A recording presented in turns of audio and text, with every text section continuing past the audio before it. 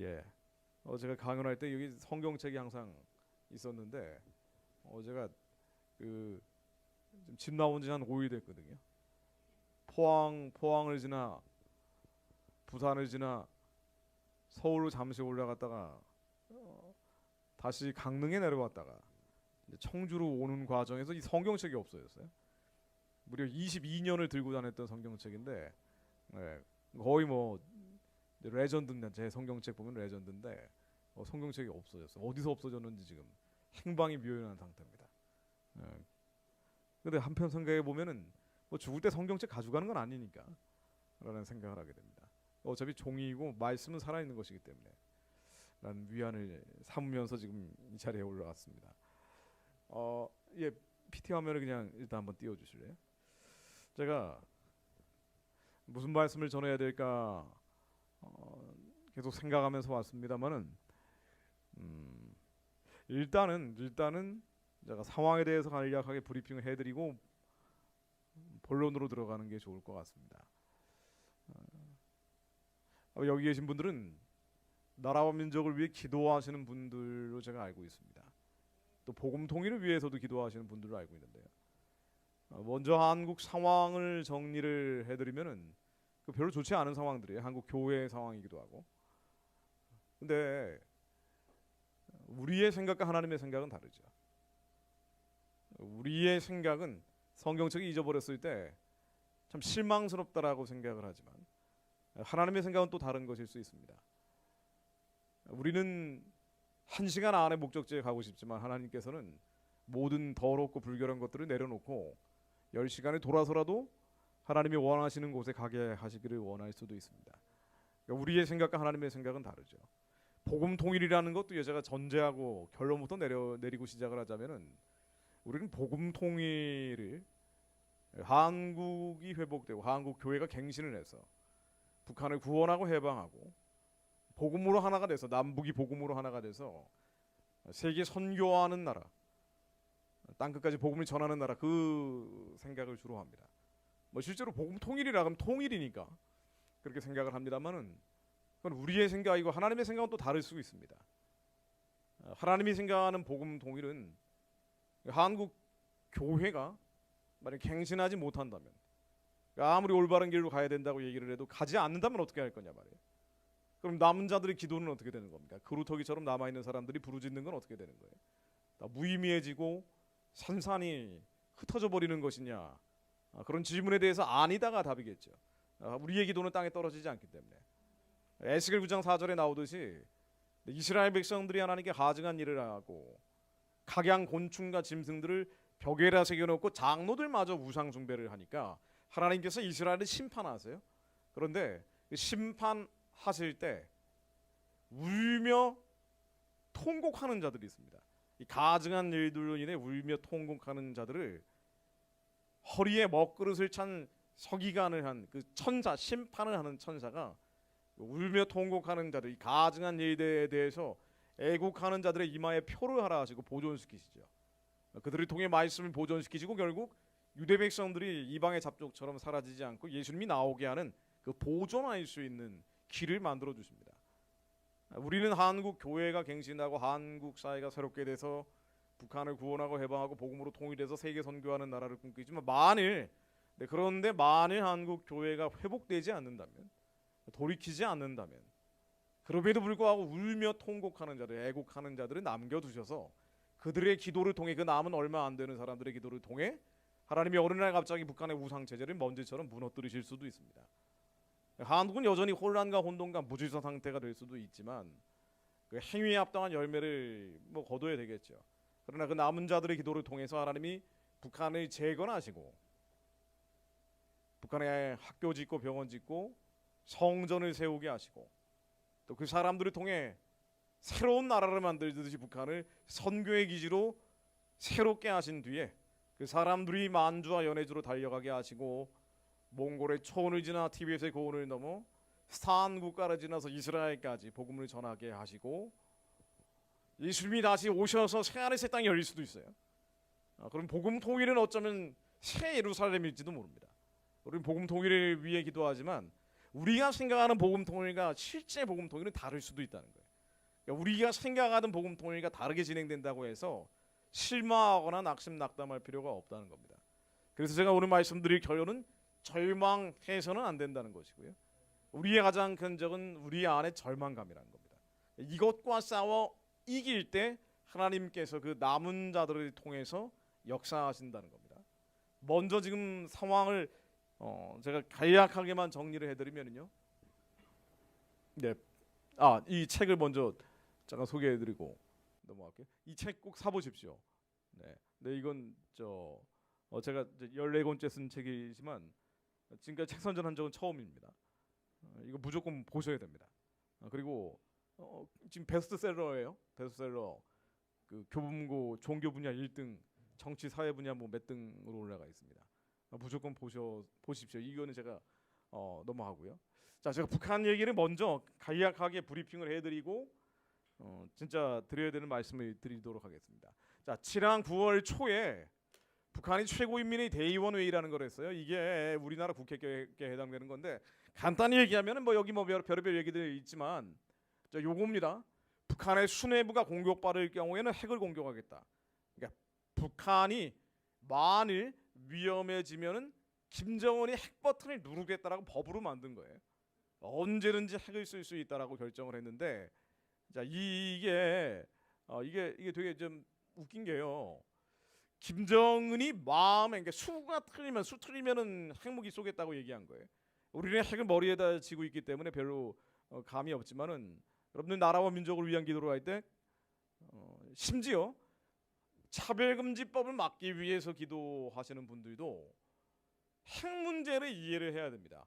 왜냐하면 핵이라는 것은 한반도 상황이 어디까지 와 있는지를 알려주는 온도계 같은 거예요. 시간표 같은 겁니다. 믿지 않는 사람들도 지금이 몇 시인지를 알려주는 시계 같은 거란 말이죠. 핵무기라는 것은 정치 무기예요.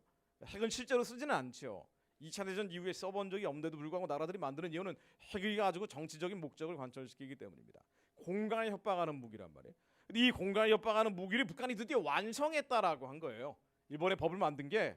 그래서 언제든지 핵을 자동적으로 공격할 수 있다라고 얘기를 한 겁니다. 자신들을 향한 핵 공격이나 비핵 공격 뭐든지 간에 어떤 공격이 자기들에게 오든 간에 김정은이 위험하다라고 판단하면은 핵으로 맞받아치겠다라고 얘기를 한 거예요. 근데 이 핵무기라는 게 앞으로 이제 어디까지 개량되느냐인데, 이 핵무기에 대해서 김정은이 얘기하기를 우리의 절대로 핵 보유국 지위를 되돌리지 않겠다, 절대로 핵을 포기하지 않겠다라고 다짐을 또 했어요. 근데 앞으로 몇 년 뒤에 앞으로 한 4.5년, 그러니까 윤석열 정부가 끝날 무렵이 되면은 북한의 핵무기 개수가 263개 정도 된다라고 예측이 나오고 있습니다. 263개, 이 숫자는 한번 머릿속에다가 스쳐 흘려 보내실 필요가 있습니다. 제가 북한 문제를 짧게 브리핑을 하는 거니까요.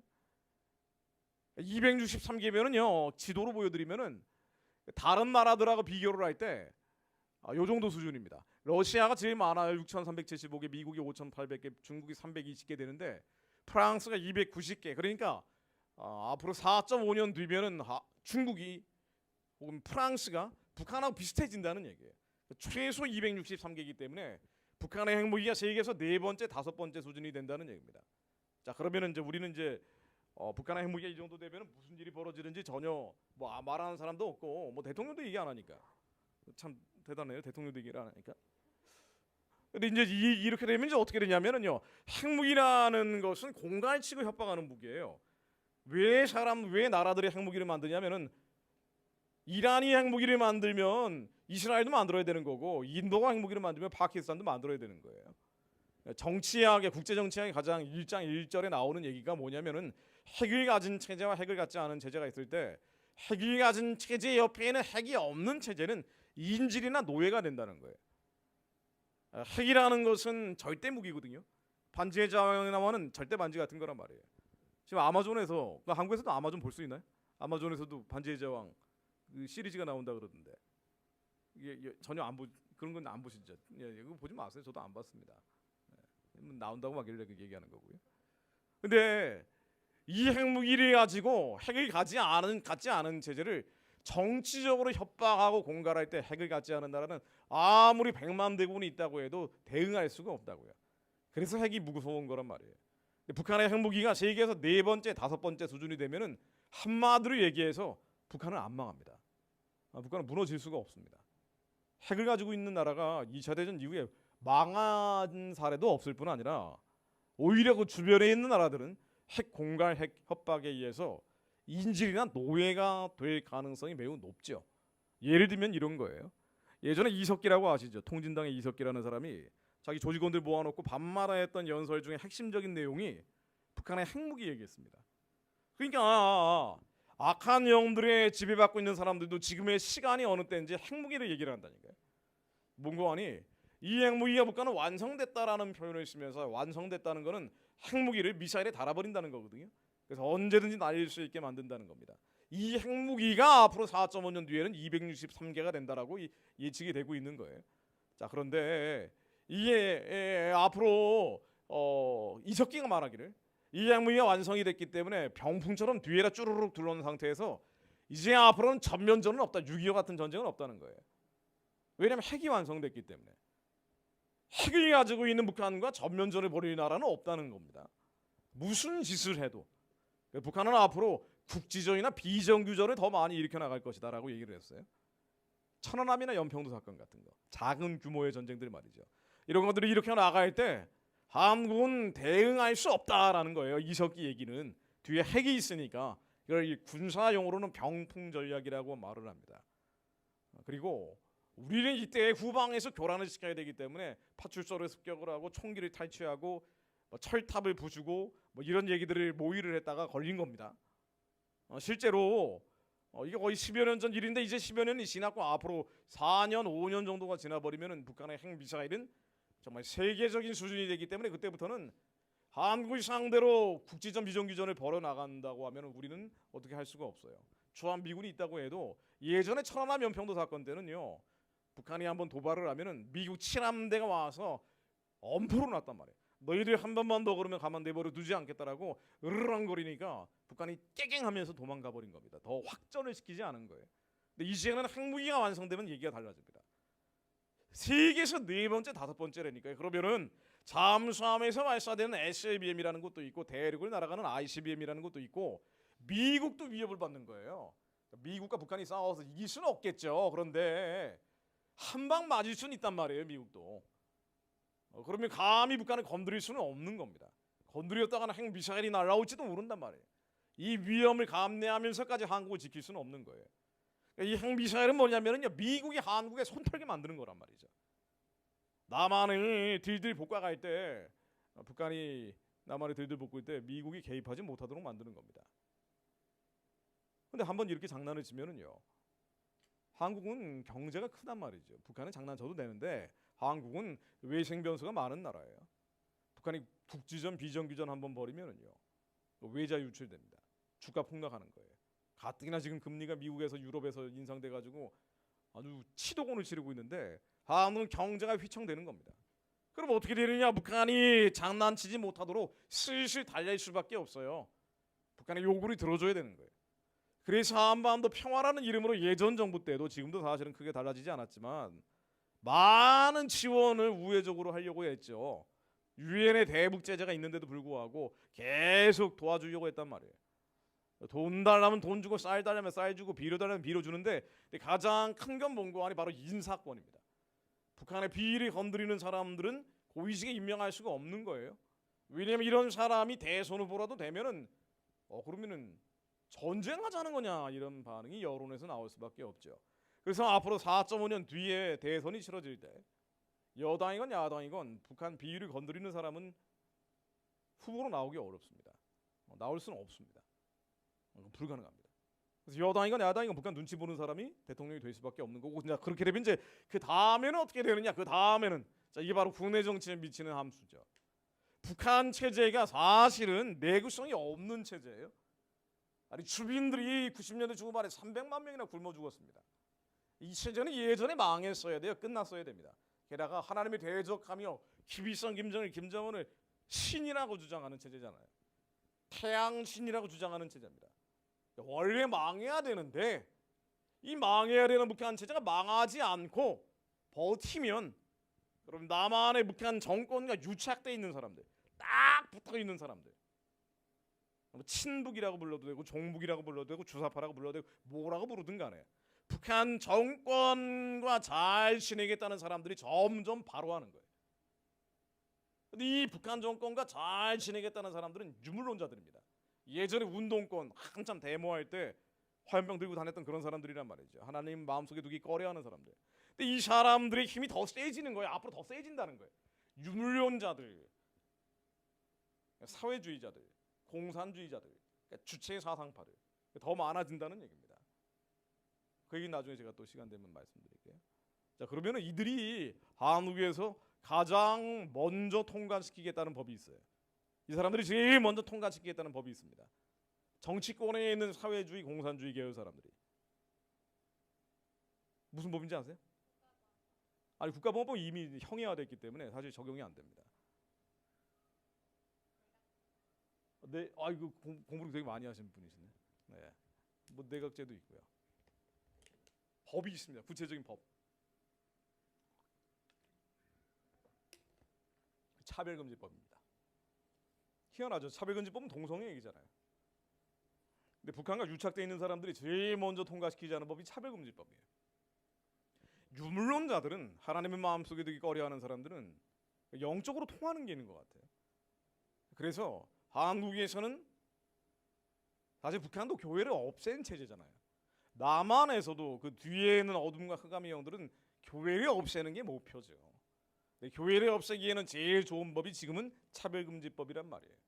그래서 예전에 사회주의, 공산주의 운동했던 사람들이요, 가장 먼저 통과시키겠다고 하는 법이 희한하게 차별금지법이에요. 한국에서는 아직은 동성애 차별금지법이라는 게 통과되지 않았지만, 그러나 앞으로는 시간 문제입니다. 그러니까 남한에서 차별금지법을 포함해서 여러 가지 반교회 입법과 제도들을 막기 위해서 여러 영역에서 열심히 싸우고 있지만 이건 방어하는 거죠. 저지하는 겁니다. 이 방어하고 저지하는 뚝이 무너져 버리는 거예요. 북한 체제가 유지되고 연장되고 강화되면 말이죠. 근데 사실은 핵 문제라는 게 남한 교회에 직접 영향을 미치는 상황이 돼버린 겁니다. 앞으로 4.5년 뒤에 벌어질 현실이기도 하죠. 자, 그런데 왜 이렇게 됐는지 제가 먼저 원인을 잠깐만 짚고 그래야지 대안이 나오기 때문에 잠깐만 말씀드리면요, 왜 이 지경이 됐는지, 북한의 핵무기가 왜 저 지경까지 갔는지, 사실은 한국이 도왔기 때문입니다. 뭐 다른 원인은 찾을 수는 없어요. 왜 그러냐면은 딱 하나 예를 들어 볼게요. 예전에 김대중 노무현 정부 때 6.15 회담할 때 모습인데요, 김대중 노무현 정권 때 북한에 줬던 돈과 쌀과 비료가 69억 5천만 달러였습니다. 이걸 가지고 북한 주민들 식량을 사면 23년치 식량 살 수 있는 돈과 쌀과 비료를 준 거예요. 여러분들 나라와 민족을 위해 기도하는 분들도 하나님께서 마음을 주셔서 이 10년 가운데 그 뜨거운 불씨가 있어서 기도를 하지만 우리 안에 머릿속에는 하나님에 대적하는 것들이 굉장히 많습니다. 이론, 하나님에 대적하여 높아진 견고한 진들이 있죠. 이게 깨져야지 하나님의 영이 일어나 빛을 발하면서 지식을 뛰어넘는 그리스도의 사랑을 깨닫게 되거든요. 대표적으로 하나님에 대적하는 우리 안에 생각들, 이론들, 이게 지역감정이에요. 저도 전남 사람이에요. 여러분들 그 지역감정 아무것도 중요한 게 아닙니다. 이거 하나님이 싫어하는 거예요. 아니, 왜 하나님의 마음을 따라서 성령에 따라 살고 성령에 따라 행해야 되는데도 불구하고 지역의 감정, 민족적인 정서를 따라가는 것은 하나님을 대적하는 것들입니다. 고린도후서에 나오죠. 하나님의 대적하여 높아진 견고한 진에 대한, 이 성경책이 있으면 딱딱 나오는데 제가 성경이 없으니까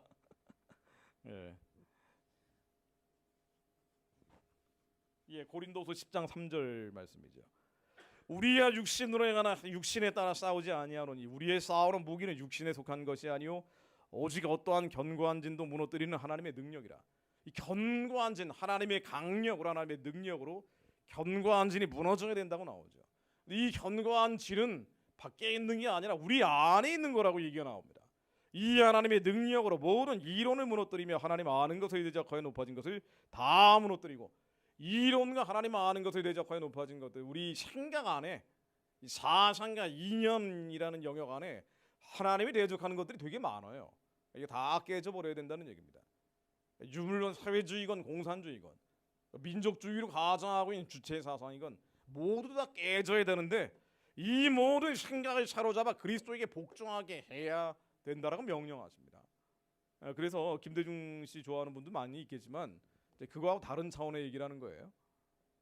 김대중 노무현 정부 때 북한에 대한 햇볕 정책이라는 이름으로 북한에 23년째 식량사의 돈과 쌀과 비료가 들어갔는데 이때 북한에서 일어났던 변화는 딱 한 가지 있어요. 북한에 공장이 만들어지고 기업이 만들어진 게 아니에요. 굶어 죽어간 사람들이 살아난 것도 아닙니다. 뭐가 달라졌는 거 아니? 군사비 지출이 3배로 늘어났어요. 군사비 지출만 3배로 늘어났습니다. 그러니까 우리가 이 많은 돈, 쌀, 비료를 통해서 북한은 군비 지출을 늘리고 우리가 현금을 제일 많이 줬던 게 2006년도거든요. 2006년도 현찰 빳빳한 달러가 제일 많이 들어갈 때 북한이 드디어 핵실험을 한 거예요. 그러니까 왜 북한이 핵을 가지게 됐느냐? 물론 1954년 6.25 사변 이후에 계속 핵 개발을 해왔지만 심지어 90년대 중후반에 300만 명이 굶어 죽는데도 핵을 만들었지만 결정적으로 한국이 지원을 했기 때문에 지지하고 강화하는 정책을 핀 이 햇볕 정책의 결과예요. 뭐 이거를 부인하는 것은 군사적인 차원에서는 부인될 수가 없습니다. 근데 핵이 이 지경이 되니까 사실은 어떤 정부가 들어서든 간에 북한 눈치를 보게 돼요. 핵을 쓰면 안 되잖아요.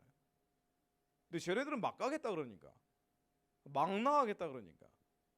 윤석열 대통령이 집권을 했다 그래도 이번에 8월 15일 담대한 제안이라고 핵 관련 정책들을 제안을 했는데 이 담대한 제안이라는 대북 정책 역시 사실은 뜯어보면 대북 지원이에요.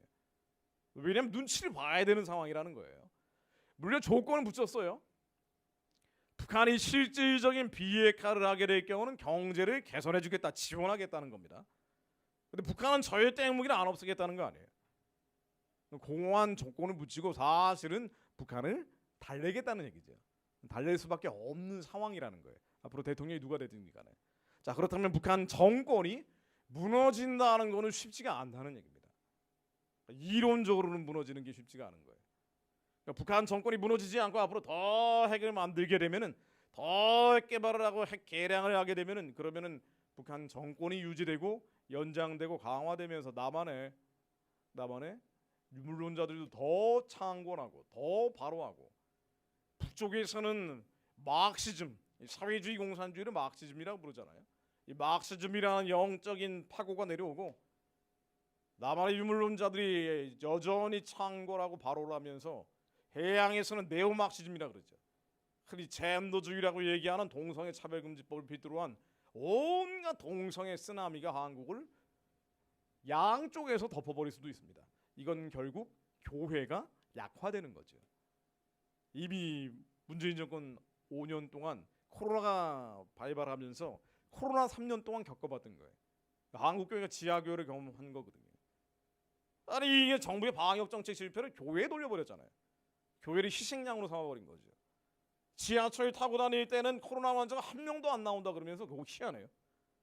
백화점에서는 단 한 명의 코로나 확진자가 안 나오는데 어떻게 잡았다 하면은 기독교인이면 이 교회를 전수조사해서 폐쇄시켜버리냐 말이에요. 예배를 중단하는 사례들은 중국 말고는 없었어요. 미국에서는 상상 못할 일입니다.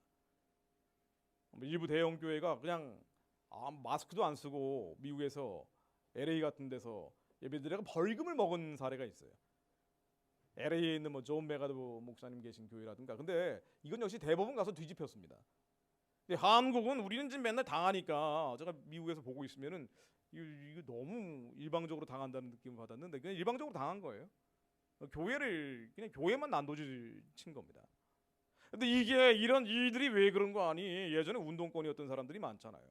권력 가진 사람들 중에 유물론자들이 많은 거예요. 그래서 교회에 대해서 더 가혹하게 법 집행을 한 겁니다. 앞으로 이런 일들이 더 심해진다는 걸 의미하는 거예요. 차별금지법이 나오게 되면 동성애가 성경적인 죄라는 얘기를 하지 못하기 때문에 성경적인 지위 선포가 안 되고 그럼 더더군다나 교회는 위축이 되겠죠. 이런 상황을 제가 말씀드리는 겁니다. 핵무기라는 것은 한국 교회가 처해 있는 위기 상황을 앞으로 더 가중시킬 수밖에 없다라는 거예요. 그래서 핵무기가 없어져야 되는 겁니다. 그러니까 복음 통일도 좋지만 복음 통일 이전에 한국 교회가 생존하기 위해서라도 북한의 핵무기가 없어져야 되는 거예요. 나아가서는 북한의 우상 숭배 체제가 평화적으로 무너져야 되는 겁니다. 근데 그렇지 않으면은 한국 교회는 어려워지는 거라고요. 또 왜 이렇게 되는 거 아니? 하나님은 한국 교회에 사명을 주셨죠. 북한 사람들을 구원하고 세계 선교하라는 사명을 주셨는데 이거는 나의 유익이 아니라 하나님의 뜻에 따라 남의 유익을 구하는 일이에요. 이 땅의 것, 육의 것, 세상 것을 쫓아가는 게 아닙니다. 하나님의 뜻이 그런 거예요. 하나님의 뜻이 영원 구원에 있기 때문에 악한 자도 단 한 명도 멸망에 이르지 않고 구원받기를 원하시기 때문에 한국 교회를 부흥하게 하셔서 부흥한 한국 교회가 북한 동족들을 해방하고 역시 살려내라, 구해내라고 명령하시는 거죠. 지금 돈이 되는 건 아니잖아요. 북한 구원, 북한 해방이 하나님의 명령이기 때문이란 말이에요. 근데 이 하나님의 명령은 당장 돈이 안 되기 때문에 한국 사람들, 특히나 한국 기독교인들조차도 당장 돈이 안 되니까 선택을 안 하려고 한단 말이에요. 이 남한에서의 평화, 풍요, 번영을 유지하려는 속성이 있단 말이죠. 북한 체제가 무너지는 것에 대해서 절박한 마음이 없는 거예요. 이 체제가 유지되고 연장되고 강화되는 것에 대해서 문제의식이 없는 겁니다. 핵무기가 저 지경이 됐는데도 불구하고 문제라는 생각을 안 하니까 여기까지 온 거라고요. 앞으로 이제는 마지노선까지 와 있는데 더 나가버리면 그때는 이미 지난 3년 동안 경험했던 저 사망의 음침한 골짜기를 한국 교회는 중국 정도로, 북한 정도로 겪을 수도 있다는 얘기입니다. 그러니 첫 번째는 북한의 핵무기가 무력화되어야 되는 거고요. 두 번째는 북한의 우상 숭배 체제가 평화적으로 무너져야 돼요. 왜냐하면 북한이 핵무기를 절대로 안 버린다 그런단 말이에요. 절대로 핵을 포기하지 않겠다고 김정은 스스로 얘기하고 있다고요. 포기하는 순간 김정은은 다른 핵심 계층들에 의해서 쫓겨나야 되는 상황이에요. 그러니 죽을 때까지 지옥까지 끌고 가겠다는 얘기입니다. 그러므로 북한의 우상 숭배 체제가 평화적으로 무너져야 돼요. 그래야 한국 교회가 생존합니다. 지금 여기까지 와 있는 거예요. 그리고 그걸 뒤집어 보면은 북한 사람들이 살려내라는 하나님의 명령이란 말이에요. 세계 선교하라는 하나님의 명령입니다. 그런데 한국 교회가 지금 하고 있는 행태는 정반대로 가고 있죠. 지금 보이는 현실은 정반대예요. 코로나 때 더 심해졌는데요. 한국 교회는 현재 중형교회, 대형교회 중심으로 북한 체제에 대한 지원, 북한 정권에 대한 지원을 더 강화하고 있습니다. 놀라운 일이에요. 핵무기가 저 지경인데 북한 체제를 돕고 북한 정권을 도와요. 남북 화해, 협력, 평화라는 이름으로. 가짜 평화죠. 거짓 평화입니다. 이게 그냥 평화라는 이름만으로 하기에는 민망하니까 이름을 뭐라고 붙이는 거 아니? 인도적 지원이라고 붙여요. 인도적 지원. 왜냐하면 이 인도적 지원이라는 거는요, 코로나 때 더 발흥하게 된 이유가 뭘까를 생각을 해보면은 북한 선교라는 영역에서 다른 사역을 할 게 별로 없어요. 적어도 성도가 100명 정도 되는 교회들은 다 북한 선교부가 있단 말이에요. 근데 이 북한 선교는 뭐 실제로 선교할 수 있는 게 아니기 때문에 대부분 대북 인도적 지원을 해왔어요. 그러면 이 부가 북한의 전단을 알리든가 B라는 알리든가 아니면 탈북자 구출을 했는데 코로나 때를 지나면서 탈북자 구출도 중단되고 불가능해졌죠. 국경을 봉쇄해버리니까. 대북 전단 금지법으로 대북 B라는 알릴 수 없게 된 바 이제는 할 수 있는 게 인도적 지원밖에 없게 된 거예요. 그러니까 이 인도적 지원을 지금 예전보다 지금 훨씬 더 심하게 한국 교회들이 하고 있는데 남북 화해, 협력, 평화라는 이름으로 구호를 내걸고 있지만 실제로는 한반도의 평화는커녕 한국 교회가 쇠락하고 침체하고 몰락하는 것을 부추기는 방아쇠를 당기고 있단 말이죠. 자, 예를 한번 들어보겠습니다. 제가 막연하게 얘기하면 저 이해가 잘 안 되시기 때문에. 자, 이해 한 달 반 정도 전에 한국에 있는 초대형 교회, 아주 큰 교회에서 북한 구원 컨퍼런스를 할 때, 북한을 구원하자고 하면서 컨퍼런스를 할 때 유명한 목사님들이 하신 얘기를 제가 인용을 해본 거예요. 여러분 이걸 보고 분별이 돼야 그래야 정확하게 기도를 합니다. 분별이 안 되면 어떻게 되느냐? 분별이 안 되면 미혹되겠죠. 무슨 일이 벌어지는지 잘 모르겠죠. 그러면 내 문제, 내 가정의 문제, 내 자녀의 문제에서 벗어나지 못하겠죠. 이 나라와 민족을 위해서는 기도하지 못하게 됩니다. 그래서 여러분들에게 분별을 시켜드리려고 하는 겁니다. 아주 큰 교회, 뭐 이름 되면 다 아는 교회, 유명한 목사님들이 하시는 얘기예요. 자, 이렇게 얘기합니다. 기승전 결론은 대북 인도적 지원을 해야 된다고 하면서 하는 얘기들인데, 교회 안에서 남북의 용서와 화해를 말하면 좌파 친북으로 굴레가 씌워졌다. 이건 이념과 신념들이 서로를 갈려놓고 의심하게 만들고 증오하게 만드는 분단 바벨이다, 뭐 이런 얘기를 하는데요. 자, 이 무슨 얘기냐면은요, 제가 얘기한 것처럼 북한에 대해서 비판적으로 얘기하면은 이건 이념에 씌워진 거다, 복음이 아니다라고 얘기하는 거예요. 남북 화해, 협력, 평화만을 얘기해야 된다고 주장하는 겁니다. 그러면서 또 다른 아주 유명한 목사님이 이렇게 얘기합니다. 남북이 통일된다는 것은 같이 동등해야 된다. 남북이 기본적 가치와 역할을 침해하지 않아야 된다. 남한은 북조선을 한 지체로 여겨야 하고 북조선도 남한을 한 지체로 여겨야 된다. 여러분, 이게 무슨 얘기인지 분별이 되십니까? 이게 틀렸다라고 딱 감이 오셔야 돼요. 그래야 제가 길게 말씀을 안 드립니다. 여러분, 남한과 북한이 통일하는 것은 가치가 동등해서는 안 되는 거예요. 북한의 가치가 뭐예요?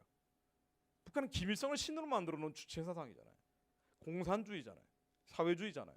남한은 하나님을 부를 자유가 인정되는 자유민주주의란 말이에요. 그러니까 북한에 자유가 들어가는 통일이 돼야 된다고 헌법에도 나와 있단 말이죠. 이게 자유민주적 기본 질서에 의한 평화 통일입니다. 가치가 동등한 통일이 아니라 대한민국의 가치는 보편적 가치예요. 이 자유라는 것이기 때문에, 신앙의 자유를 전제로 하기 때문에 이 자유가 북한에 회복되는 통일이 돼야지, 그렇지 않은 통일을 해서는 안 되는 거란 말이죠. 근데 목사님들이 뭐라 그러냐면은 가치가 동등한 통일이 돼야 된다. 예수 그리스도하고 베리아를 같이 가게 해야 된다라고 주장하는 거예요.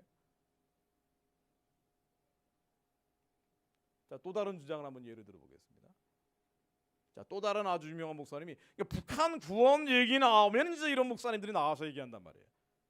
지금은 복음 통일 북한 구원이라는 단어까지 다 뺏어가 가지고요.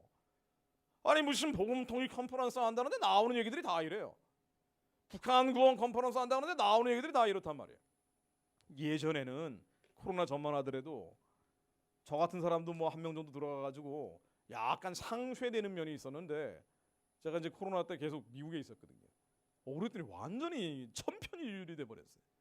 너무 놀라울 정도로.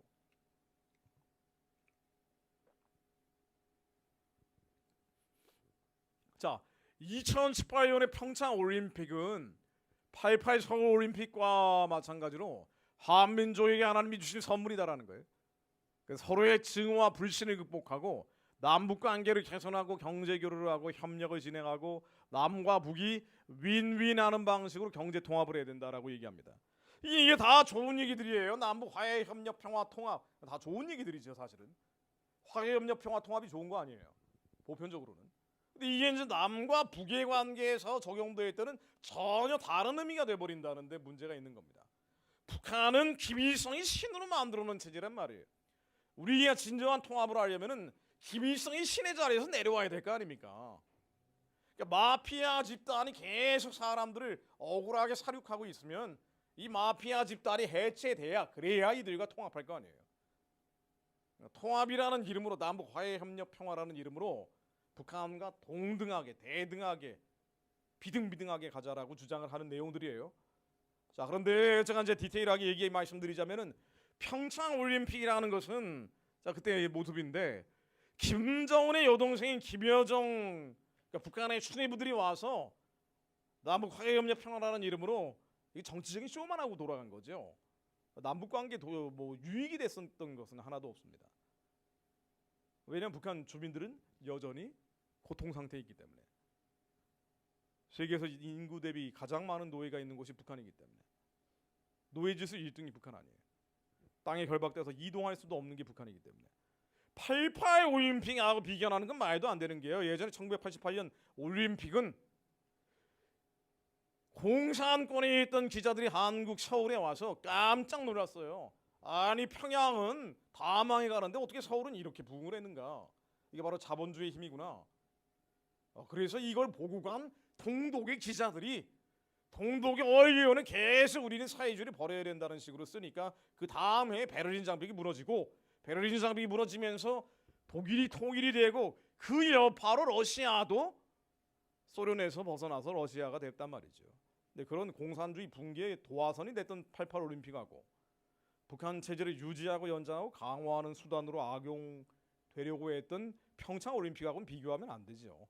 근데 이거는 이제 성도들이 그 강남에 그 학력 수준 높다는 사람들이 다 앉아가지고 고개 끄덕이면서 듣고 있는 거예요. 자, 또 이거 한번 들어보십시오. 자, 아주 이분 역시 북한 구원, 북한 해방, 뭐 복음 통일하면 맨날 나오는 분들인데 이렇게 얘기합니다. 북한 체제는 악마적이다라고 얘기를 해요. 이 사람들도 그건 부정하지 못하니까. 근데 북한 체제가 악마적이기 때문에 그 체제가 아무리 어려운 상황을 만난다고 해도 지도부만 망하고 주민들만 해방되는 그런 상황 결코 올 수 없다는 거예요. 북한 주민들이 해방될 수 없다는 겁니다. 저게 악마적이기 때문에. 제가 지금 학원 강의하듯이 하고 있습니다.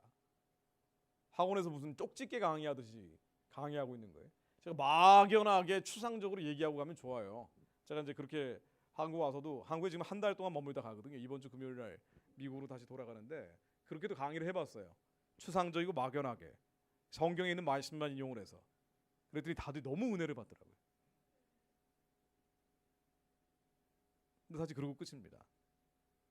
구체적으로 국가기도는 거기서 나오기는 어렵습니다. 마음을 위로하고 치유할 수는 있지만 제 역할은 사실은 그건 아니거든요. 제가 너무 피곤해가지고 날 또 이런 예리한 얘기는 할 수가 없어가지고 그냥 가는 거예요. 그럴 때. 근데 저는 지금 학원 쪽집게 강의하듯이 말씀드리고 있는 겁니다. 한번 보세요. 주민들이 해방되지 않는다. 튀니지나 이집트처럼 독재자만 축출되고 민주화될 가능성이 없다.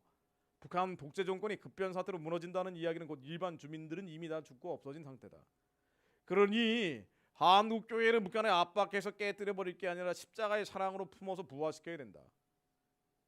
만에 하나 동서독처럼 북한 주민들이 다 으스러지기 전에 북한 정권이 무너지고 한국 주도의 통일이 이루어졌다고 가정해 보면 천민 자본주의의 온갖 더러운 것들이 먼저 그 땅과 주민들의 마음을 차지하게 될 것이다. 자, 이게 제가 굳이 말씀드리는 이유가 한국의 초대 영교회들은 다 이런 얘기하고 있어요.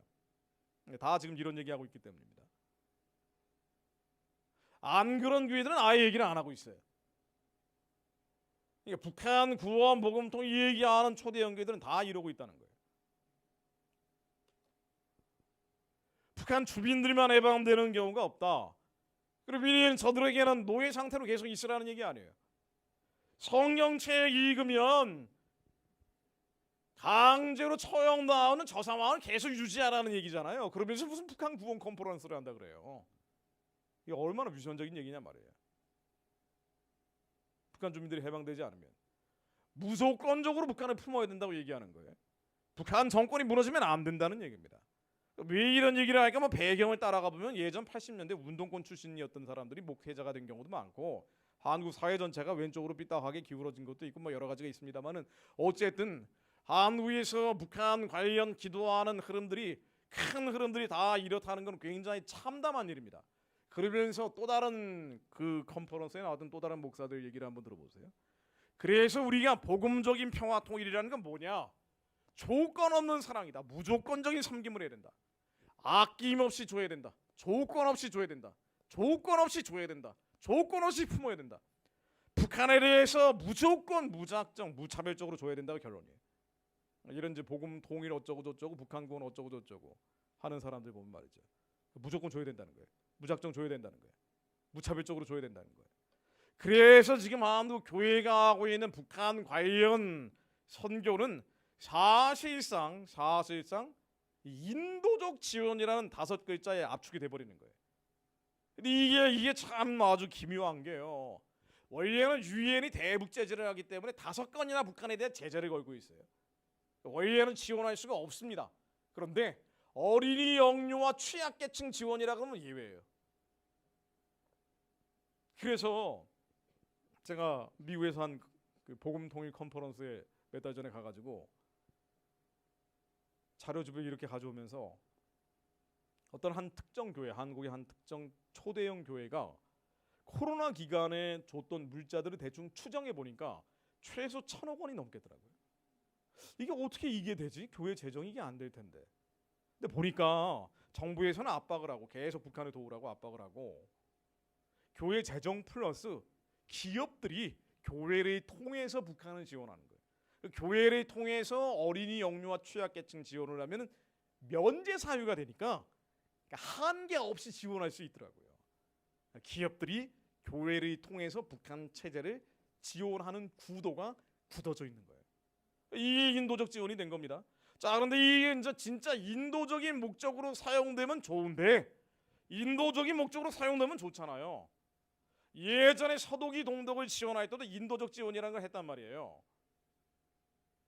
그런데 차이가 뭐냐면요, 인도적 지원의 서독 차이와 한국의 차이는 뭐냐면 서독은 조건부로 지원했어요. 무리여 정치범들과 가족들을 28만 명이나 데려오는 조건으로 지원을 한 거예요. 동독에 있는 국민들이 서독의 지위를 자유롭게 시청하는 조건으로 지원을 한 겁니다. 동독에 있는 시민들이 서독에 자유롭게 여행할 수 있는 조건으로 지원을 한 거예요. 이거 프라이카프라 그래요. 자유를 사오는 조건으로 지원한 겁니다. 근데 아까 제가 말씀드린 것처럼 복음 통일 컨퍼런스에 나온 목사님들이 하는 얘기처럼 조건 없는 사랑, 무조건적인 섬김, 아낌없이 조건 없이 줘야 된다, 조건 없이 줘야 되고 조건 없이 품어야 된다. 말을 어떻게 저렇게 기름친 것처럼 잘하는지. 저 같은 사람 막 소리 지르고 막 빽빽거리고 하도 막 귀가 아프다고 싫어하는 사람들도 많은데 저런 사람들 얘기는 너무 감미로워요. 화해, 협력, 평화, 또 밀린 피곤한 잠도 거기서 다 잘 수 있고 너무 좋단 말이에요. 릴렉스가 됩니다. 저 요가 학원 가서 한 2시간 요가하고 나면 릴렉스 하거든요. 온갖 악신들이 다 붙겠지만 말이죠. 북한에 대해서 무조건 무작정 무차별적으로 지원하자 그러면서요, 조건을 안 붙이는 거예요. 그래서 한국의 초대형 교회들이 하고 있는, 기존에도 평양과학기술대학 지었죠, 평양심장병원 지었죠, 이제는 평양심장병원을 지은 한국의 또 다른 초대형 교회가 북한의 도마다 인민병원이라고 해서 대도시마다 병원을 지어주겠다라고 나섰고요. 이거 말고도 또 다른 초대형 교회가 지금 북한을 지원하고 현재 지원하고 있는 내역들을 제가 한번 가져와 봤어요. 여러분 여기에서 한번 공통점이 뭔지 제가 질문을 드릴 테니까 한번 찾아보십시오. 제가 지금 읽어드리는 이 대북 인도적 지원의 내용들을 보면은 한 가지 특징이 있어요. 보세요. 평양 영양죽공장, 평양 과자공장, 평양시내 돼지농장 사료지원, 제1인민병원 등 평양시내 병원, 혈압약 등 21종 약 지원, 평양시내 고아원 지원, 평양시내 초중고등학교 지원, 온실건립 농업용비니 농업자재 지원, 축산설비 사료 지원, 우물축사 사료 지원, 새끼들 뭐 줄 수 있는 거 다 주는 거예요.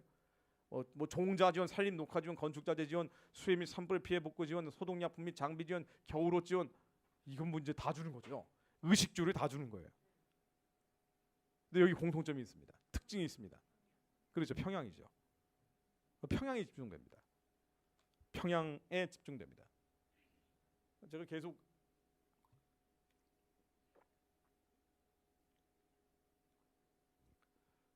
같은 얘기를 두 번 하는 걸 너무 싫어하기 때문에 유튜브가 참 재밌어요. 제가 유튜브를 하는데 매일 다른 얘기를 할 수 있어서 너무 재밌습니다. 근데 같은 얘기를 또 하는 거는 너무 재미가 없거든요. 근데 제가 이 얘기는 같은 얘기인데 기회가 될 때마다 하고 있습니다. 지금 인도적 지원 얘기는 말이죠. 그리고 평양이라는 곳은요, 우리의 서울이 아니에요. 북한의 평양은 일반 주민들은 들어갈 수가 없습니다. 당연히 살 수도 없습니다. 통행증 없이는 북한 사람들은 이동을 못 하는데 평양은 핵심 계층 중에서도 핵심 계층이 사는 곳이에요. 특권층 중에 특권층이 사는 곳입니다. 그러니까 북한은 핵심 계층이 있고 동요 계층이 있고 적대 계층 3계층으로 흔히 나누는데 굶어 죽어가는 사람들은 적대 계층에서 나온다고요. 이들이 23만 명이나 있는 정치범 수용소 수감자들, 온갖 수감 시설에 뭐 노동교화소, 노동 관련대 구류소, 집결소, 깡판, 별의별 이름으로 있는 수감 시설들에 있는 사람들이에요. 꽃제비들, 이런 사람들이 적대 계층입니다. 근데 이 사람들은 배급 체제에서 벗어나 있어요. 북한은 원래 사회주의이기 때문에 배급을 해야 되는데 가난하고 굶주리기 때문에 배급을 예전 즉에 한 20여 년 훨씬 전에 끊어버렸거든요. 그러니까 아름아름 먹고 사는 거예요. 그렇다고 자유를 완전히 회복시켜준 것도 아닙니다. 그런데 이런 북한 체제에서 굶어 죽어가는 사람들은 배급을 전혀 받지 못하는 적대 계층들이에요. 핵심 계층들은 배급을 한단 말이에요. 그리고 동요 계층 중에서 충성을 다짐하는 동요 계층은 지원을 합니다. 그럼 이 모든 인도적 지원은 어디로 가는 거 아니? 핵심 계층에게 하는 거예요. 그리고 충성을 다짐하는 동요 계층에게 일부 돌아가는 거예요. 정작 굶어 죽어가는 취약 계층이라고 볼 수 있는 적대 계층은 절대로 받지 않습니다. 왜? 배급을 안 받기 때문에. 어린이 영유아 취약 계층은 지원받지 못한단 말이에요. 그럼 이게 뭐냐 말이에요. 이 지금 평양 인근에서 받고 있는 이 사람들. 이 사람들은 북한 정권이 무너지지 않으려면 마지막까지 챙겨야 되는 사람들이에요. 북한 정권이 무조건 배급을 해야 되는데 이거를 아끼기 위해서 남한 교회가 지원을 해주는 거예요. 저 미주에는 교포교회들이 지원을 해준다고요. 이 핵심 계층과 충성을 다짐하는 동요 계층에게. 그러면 북한은 어차피 챙겨야 되는데 여기에 써야 될 돈을 절약을 하죠. 그래서 이 돈을 전용을 하는 거예요. 다른 데로 돌려버리는 거예요. 그래서 그 돈 가지고 뭐 하겠어요? 핵무기 만드는 겁니다. 미사일 만드는 거예요. 그리고 또 하나는 군용입니다. 전용 말고 군용이라는 게 있어요. 북한은 이 핵심 계층과 일부 동요 계층에게 지원하는 거 말고 군대에다가 식량을 지원해야 됩니다. 북한 군인들이 예전에 10년이었는데 2년 줄어서 지금 8년 동안 복무를 합니다. 북한 군인들이 왜 이렇게 오래 복무하는 거 아니에요? 사회에다가 풀어놔버리면 밀란이 일어나거든요. 젊은 남자들이니까. 그러니까 얘네들을 군대로 다 데리고 오는 거예요. 남한을 117만 군대를 가지고 침략하려는 게 아니란 말이에요.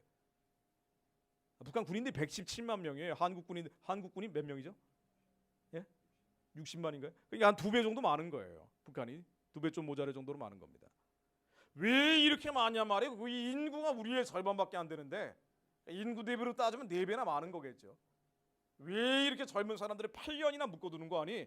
풀어놔버리면은 저기 아까 말씀드린 아랍의 봄 같은 미안이 일어난단 말이에요. 그래서 가두리 양식장처럼 젊은 남자들이 거기다 묶어두는 거예요.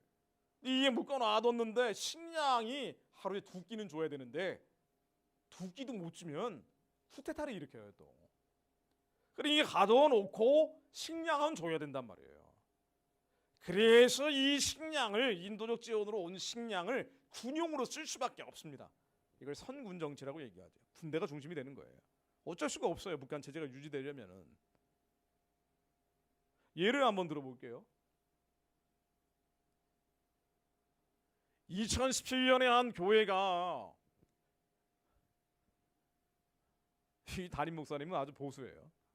이게 이제 보수 진보 차이가 없는 겁니다. 여기선 그러니까 북한 문제에서는 보수 진보 똑같아요. 지금 좌파 우파가 똑같다는 게 영적인 문제지 이념 문제보다 더 뛰어넘는 겁니다.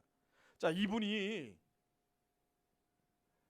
한 평양에 있는 고아원 애육원이라고 하는데 여기에다가 밀가루 40톤을 지원을 했습니다. 이렇게 보고 자료에 나와 있어요. 한 고아원에 40톤의 밀가루를 지원했다. 그리고 뭐 어디에다가 또 60톤 지원하고 어디에다가 또 뭐 120톤 지원하고 이제 쭈루룩 나오는 것 중에 하나예요.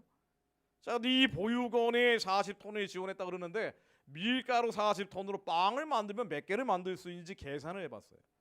자, 대충 계산해 보니까 120만 개 정도의 빵을 만들 수 있더라고요. 근데 고아원이 북한에서는 100명 넘는 고아원이 일단 없고요. 그리고 평양에 있는 고아원 중에 50명 넘는 고아원도 없는 것으로 알고 있습니다. 자, 그럼 이게 이제 한 3, 40명 되는 애들이 2년 동안 빵을 120만 개를 먹었다는 거예요. 아니 이게 좀 이상하다고 생각해야 되지 않나요? 이건 일단 보면. 근데 여기다 지원했다는 겁니다. 평양에 있는 청소년들이 48만 명이라고요. 청소년만 따져도. 그 이상하잖아요. 그럼 120만 개 빵은 어디로 가냐 말이에요. 어디로 갔겠습니까? 군대로 갔겠죠, 당연히. 군대로 가는 거예요. 전용되고 군용되는 겁니다. 그리고 운용이라는 개념이 있어요. 제가 만든 개념입니다. 아무도 얘기를 안 하니까 저 혼자 얘기하고 있는 거예요. 이 고아원 하나를 만들어 놓으면은요, 고아원 하나를 만들어 놓으면 북한에 뭐 빵 공장, 국수 공장, 영양죽 공장 만든다 그러면서 고아원 만들고 영화원 만들고 뭐 별의별 거 다 했다라고 자랑하는 분들 많거든요. 북한에 억류됐다가 풀려났다는 목사님도 그러고 맨날 이런 거 자랑한단 말이죠. 지금도 열심히 하고 계시지만.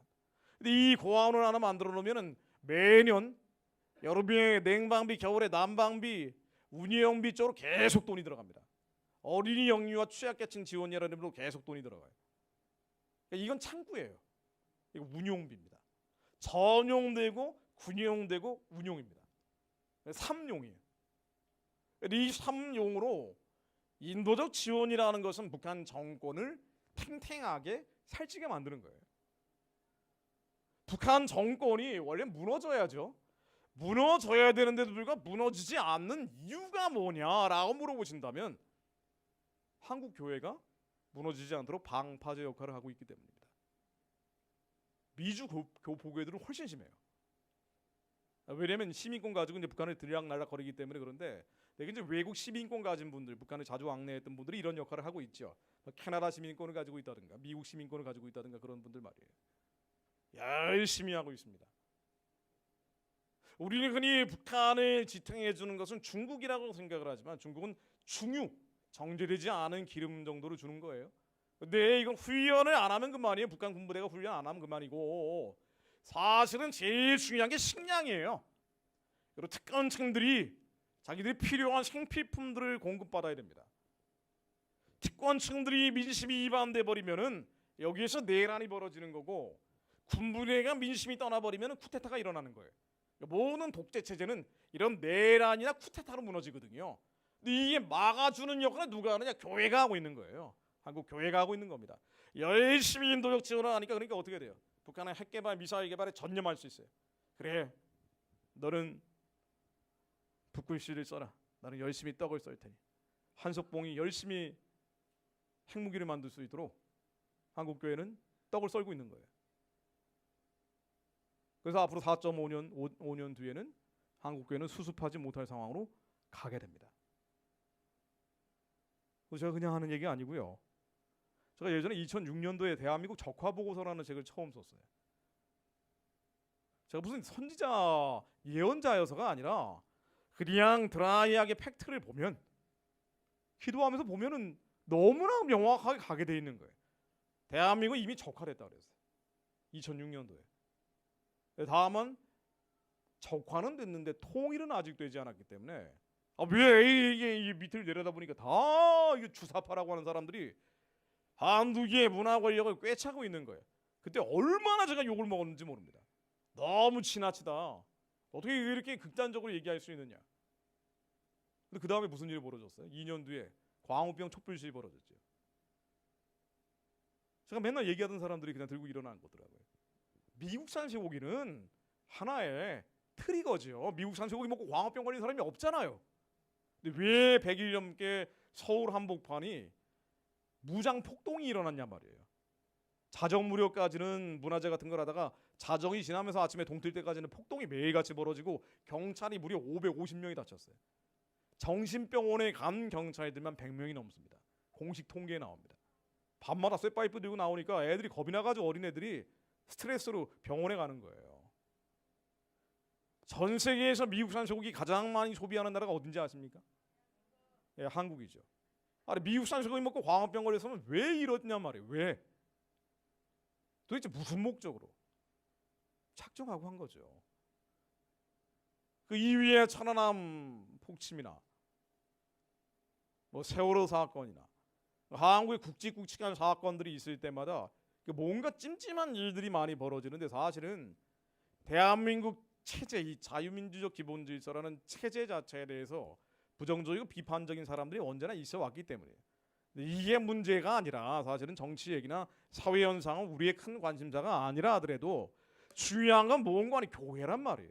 우리가 예배할 수 있는 자유, 하나님의 찬양하고 경배할 수 있는 자유, 지금 오랜만에 마음껏 눈치 보지 않고, 경찰들 관리들 눈치 보지 않고 찬양하고 경배할 수 있는 시대가 잠깐 온 건데, 자칫하다간 이게 더 심각해질 수 있다는 얘기를 하는 겁니다.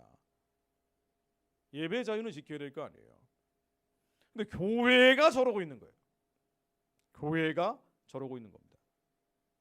왜 그러는지 참 이상하죠.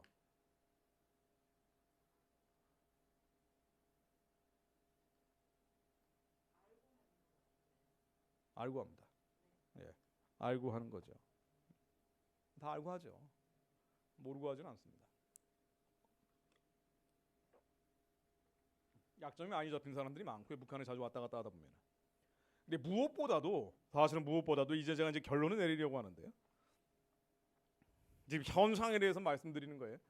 현상에 대해서 말씀드리는 겁니다. 근데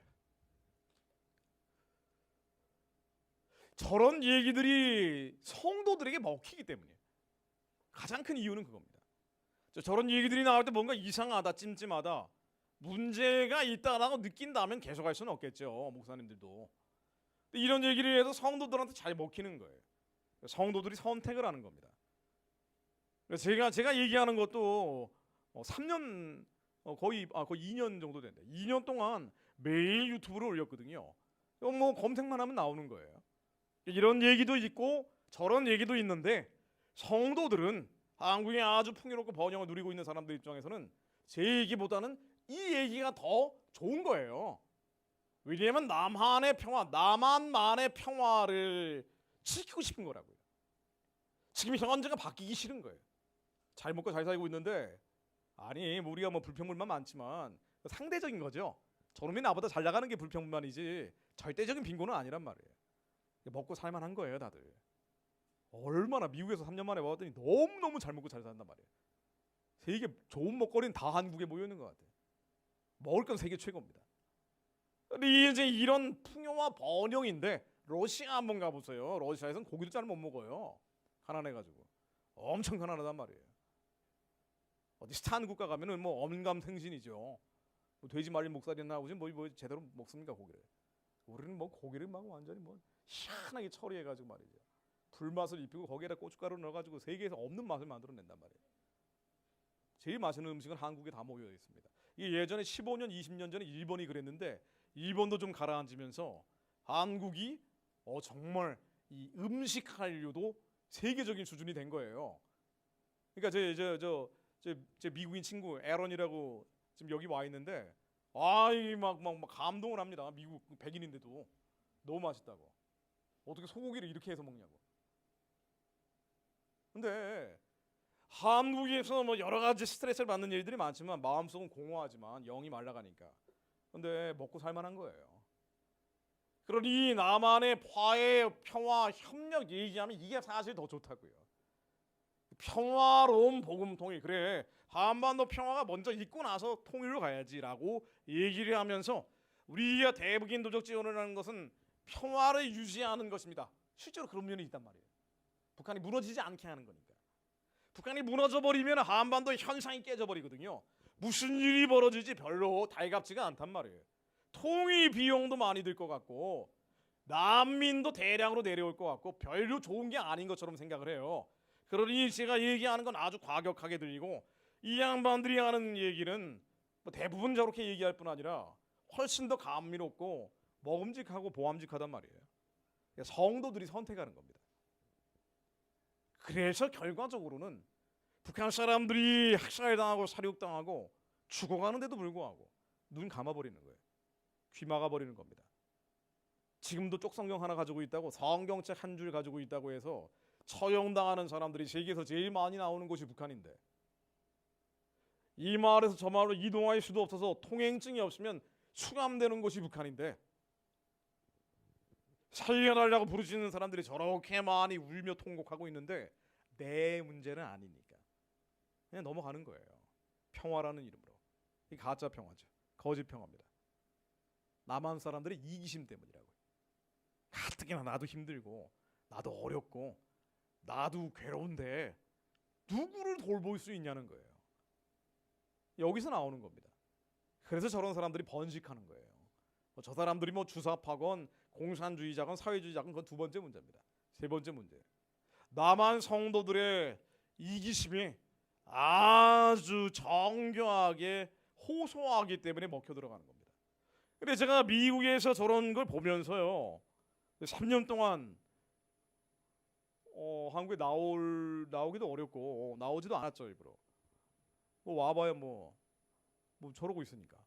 제가 알던 예전에 아주 보수 성향 교회, 우파 성향 단체들도 이게 다 대북 인도적 지원으로 가는 거예요. 아니 이 중요한 때, 이 결정적인 순간에 말은 북한 정권 지원이 아니라 북한 주민 지원이라 그래요. 아니 북한 정권 지원, 북한 주민 지원이 어디 있어요? 정권을 통해서 주민에게 한다는데.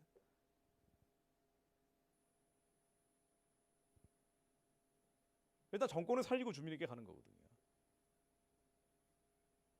그러니까 너무 죽겠는 거예요. 저런 거 보고 있으니까 너무 힘들고 스트레스를 받기 시작했습니다. 그래서 제가 방법이 없으니까, 방법이 없잖아요. 교포교회는 더 심하다니까요. 방법이 없어요. 한국이 침몰을 가는 게 이제 보이는 거예요.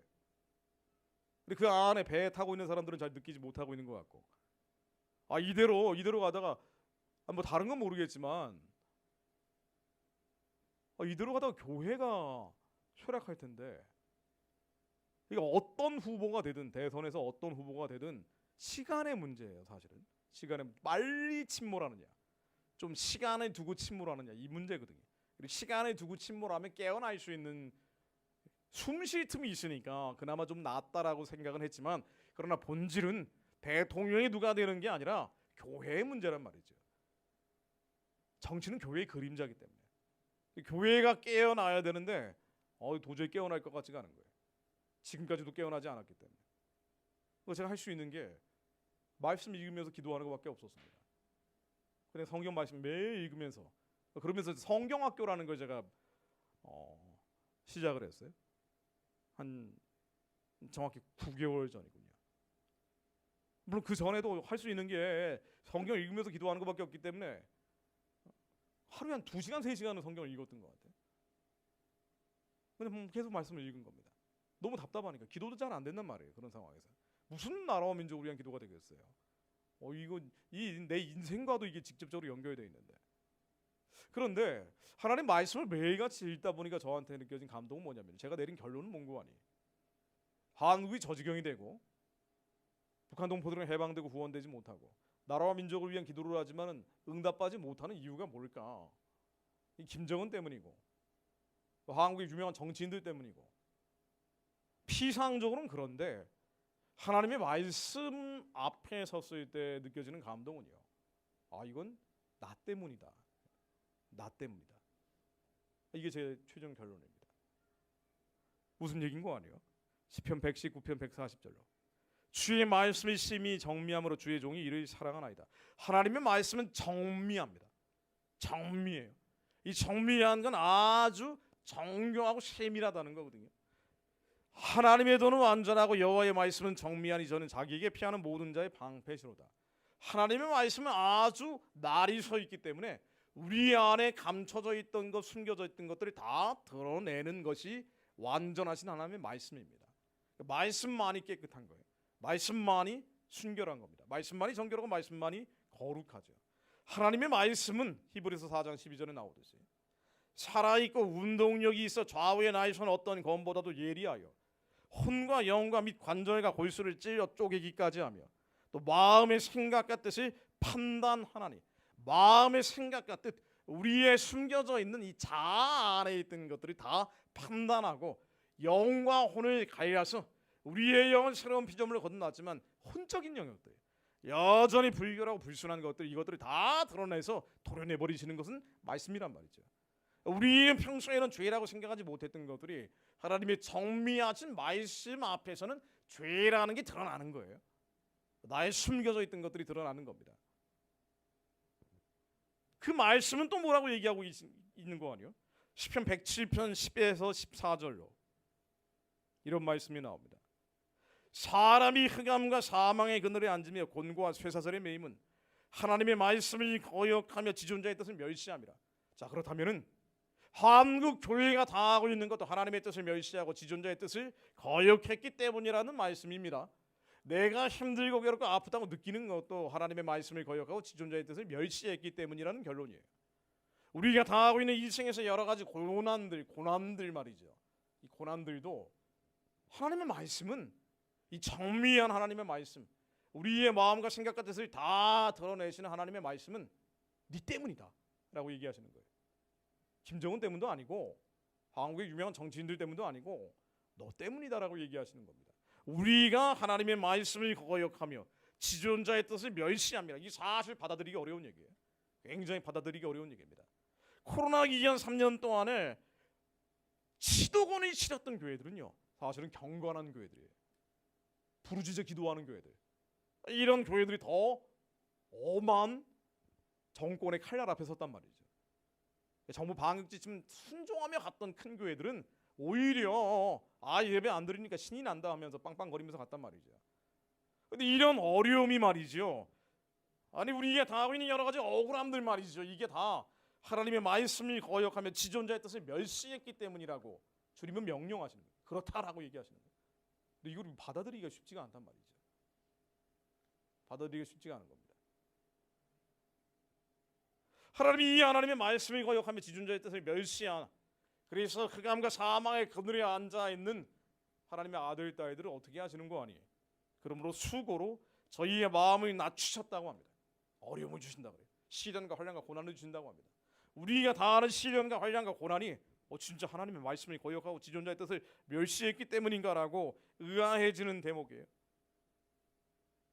그런데 우리의 심령 골수 관절이 찔려 쪼기는 하나님의 말씀을 더 묵상을 해보면 이 얘기가 맞더라고요. 이 얘기가 맞는 거예요. 하나님은 새 부대에 담겨질 새수를 필요로 하십니다. 하나님은 새 일을 하시려는 거예요. 하나님이 십자가를 지우시려고 하는데 십자가를 지우기 위해서는 순도 10%, 11%, 12%의 사람으로는 십자가를 지울 수 없는 거예요. 순도 99%, 98%, 97% 되는 사람들에게 남아있는 1%, 2%, 3%의 불순물들을 제거하기 위해서 하나님은 그 하나님의 말씀을 거역하며 지존자의 뜻을 멸시하는 1%, 2%, 3%를 걸러내기 위해서 하나님 수고로 마음을 낮추시는 거더라고요. 일부러 억울한 일을 당하게 하시는 거예요. 일부러 답답하고 갑갑한 상황들을 몰고 가시는 거예요.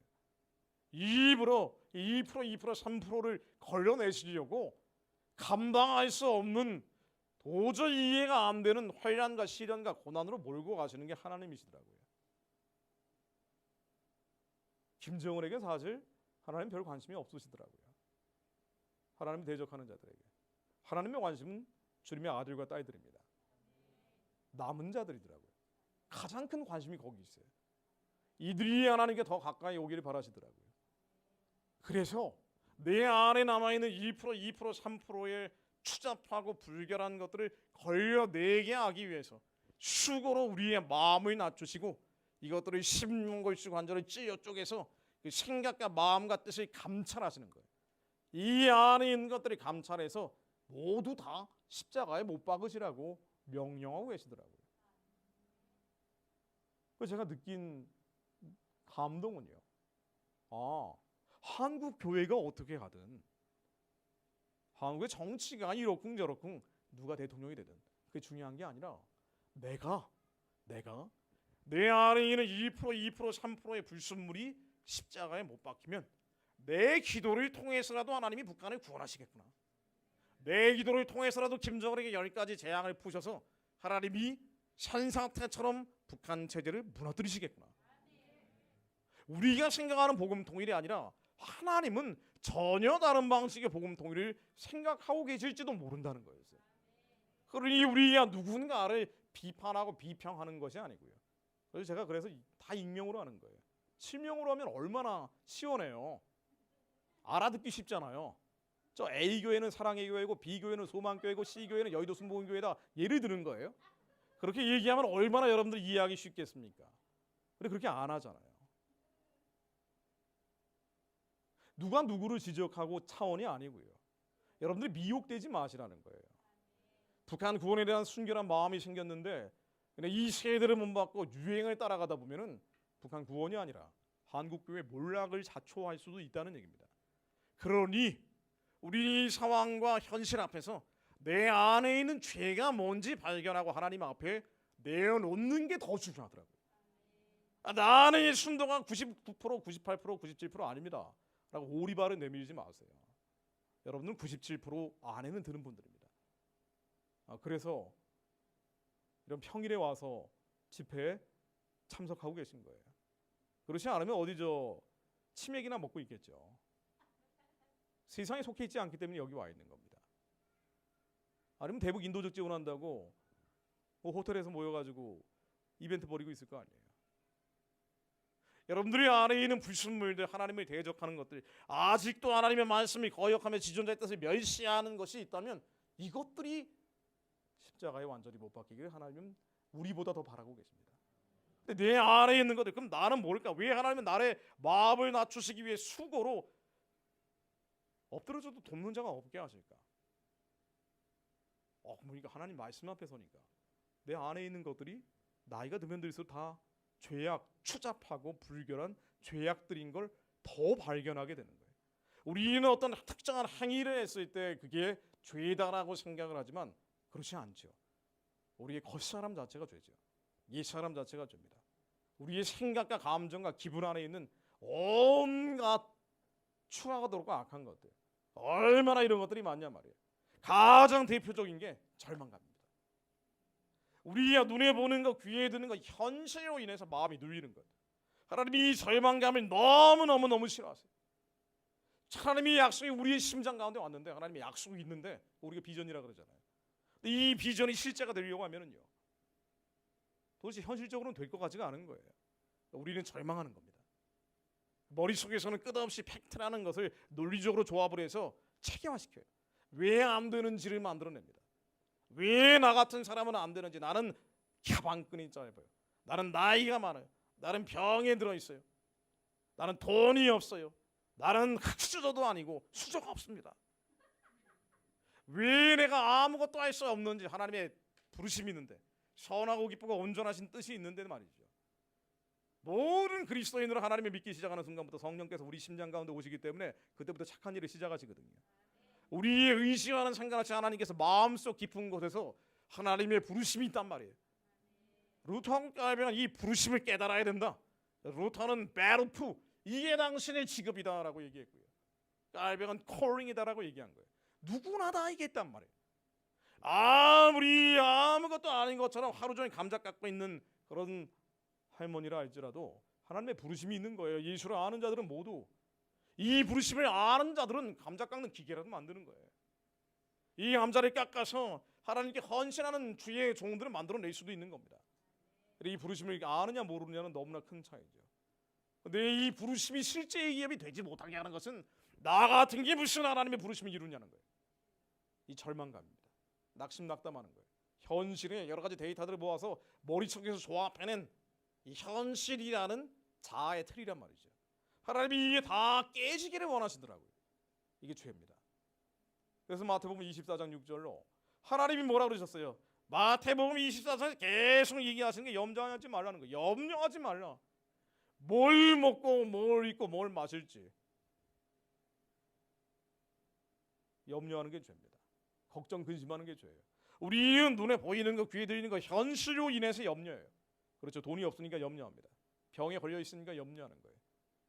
근데 기도하면 하나님께서 마음속에서 아지랑이처럼 주는 게 있거든요. 그 감동이라 그러죠. 울림과 떨림이 있습니다. 기도하며 구한즉 나을 것이다. 기도하며 구한즉 모든 어둠의 문들이 머리를 들 것이다. 열릴 것이다. 하나님이 주신 감동은 이건데 우리가 경험하는 현실은 실제하고는 이 이상이 너무 다르니까 미리 절망해 버린단 말이에요. 그래서 염려하지 마라. 염려하지 마라. 우리의 마음은 다 상해 있고 아픈 자들인데 우리 이거 잘 모르고 넘어가는 거예요. 우리의 마음은 병들어 있는데 이게 바로 죄입니다. 이게 다 죄더라고요. 한국 교회의 현상을 보니까 너무 절망적이에요. 이 나라와 민족의 형편을 보니까 너무 낙심낙담이 돼요. 그래서 저는 다시는 교회에서 강연 안 할 거라고 아주 결심을 하고 있었습니다. 유튜브 하니까 너무 편한 거예요. 혼자 얘기하니까. 악플은 지워버리면 돼요. 심지어 구글 정책에 따르면은 아동학대라는 것도 있어요. 심한 악플은 제가 아동학대로 신고해버립니다. 하나님 앞에 어린아이 하면서 신고해버려요. 너무 편한 거예요. 강연 가면은요 일단 한 90% 이상이 제 생각과 다른 분들이거든요. 정말 피곤합니다. 여기 서는 순간부터. 심지어 얘기하고 나면은 담임 목사님이 뭐 어떻게 그런 얘기를 하고 가십니까? 라고 딴지를 거는 뭐 별의별 사람들이 많아요. 그러니까 전쟁터예요, 거의 전쟁터. 근데 이거를 제가 몇십 년을 하다 보니까 너무 피곤한 거예요. 다시는 그 시절로 돌아가고 싶지 않았습니다. 근데 이게 제 생각이죠. 제 안에 포기하는 마음들. 이게 죄더라고요. 이게 두려움이 죄입니다. 근데 하나님은 이 죄가 완전히 죽어 없어지길 바라시는데 말씀 앞에 서야지 죄인지게 달아지는 거예요. 우리 하나님의 완전하신 말씀 앞에 서 있지 않으면은요, 종일 종야로 하나님의 말씀을 묵상하지 않으면은요, 낮이나 밤이나 묵상하지 않으면 우리는 어쩔 수 없이 옛사람 겉사람이 있기 때문에 악인이 되는 거예요. 오만한 자가 되는 겁니다. 우리는 하나님 앞에 죄인이 되는 거예요.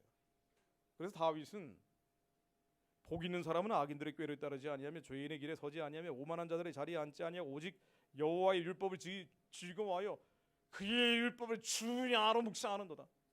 그러니까 억울하게 도망치는 상황에서도 낮이나 밤이나 하나님의 말씀을 묵상하지 않으면, 낮이나 밤이나 하나님의 말씀을 중얼중얼거리고 있지 않으면 우리는 계속 잡념망상이 떠오르면서 현실의 문제에 발목이 묶이고 걱정, 근심, 염려, 이게 절망감으로 낙심낙담으로 되면서 우리는 어쩔 수 없이 악인의 꾀를 따르게 돼 있는 거예요.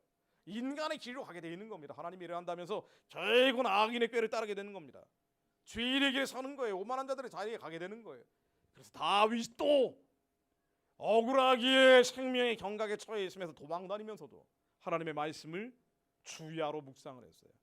그리고 하나님의 말씀을 묵상하다 보니까 하나님의 말씀은 정미해서 마음의 생각과 뜻을 판단하시기 때문에 심령골수 완전히 하나님의 말씀이 정밀하게 쪼개버리니까 숨겨져 있던 겉사람 안에 있던 죄성들이 드러나는 거예요.